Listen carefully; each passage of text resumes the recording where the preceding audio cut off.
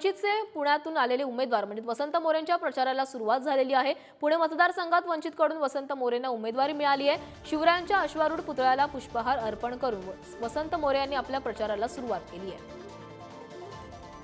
तर पुण्यामधून आज वसंत मोरे यांनी आपल्या प्रचाराचा नारळ फोडलेला आहे। शिवाजी महाराजांना अभिवादन करून त्यांनी प्रचार सुरू केला आहे। वसंत तात्या मोरे आपल्या समोर येतात। तात्या, उमेदवारी खरं तर काल जाहीर झाली आणि त्यानंतर आज तुम्ही प्रचाराचा शुभारंभ करताय।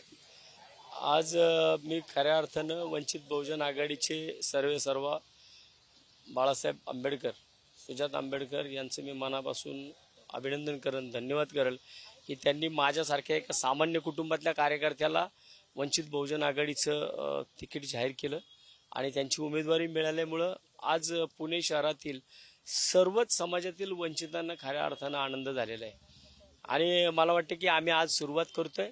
भविष्यामध्ये तुम्हाला या शहरामध्ये निवडणुकीमध्ये खऱ्या अर्थाने रंगत कुणामुळे येईल ते वंचित बहुजन आघाडीमुळे येईल ही तुम्हाला दिसेल भविष्यात। मात्र तात्या, जर आपण पाहिलं तर गेल्या लोकसभेमध्ये वंचितचा फटका हा महाविकास आघाडीच्या नेत्यांना बसल्याचं पाहायला मिळालं, उमेदवारांना बसल्याचं पाहायला मिळालं।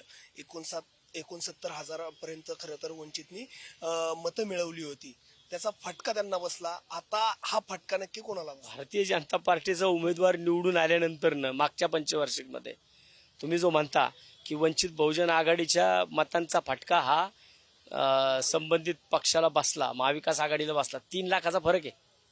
3 लाखाच्या मतांनी भारतीय जनता पार्टीचा उमेदवार निवडून आलाय। खऱ्या अर्थानं भारतीय जनता पार्टीचा उमेदवार निवडून आल्यानंतर तो फटका महाविकास आघाडीला बसला नाही, तो पुणे शहराला बसलाय।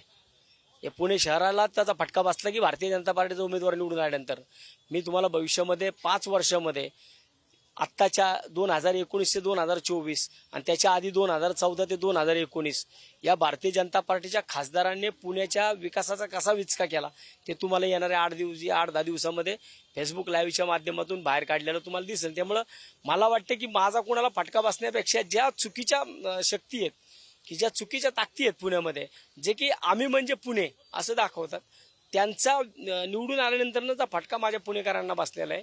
आणि मला वाटतं की मला ही निवडणूक लढायची कुठल्या पक्षाला किंवा कुठल्या उमेदवारांना कमी दाखवण्यासाठी नाही, तर मला या शहराचा सर्वांगीण विकास करायचा आहे।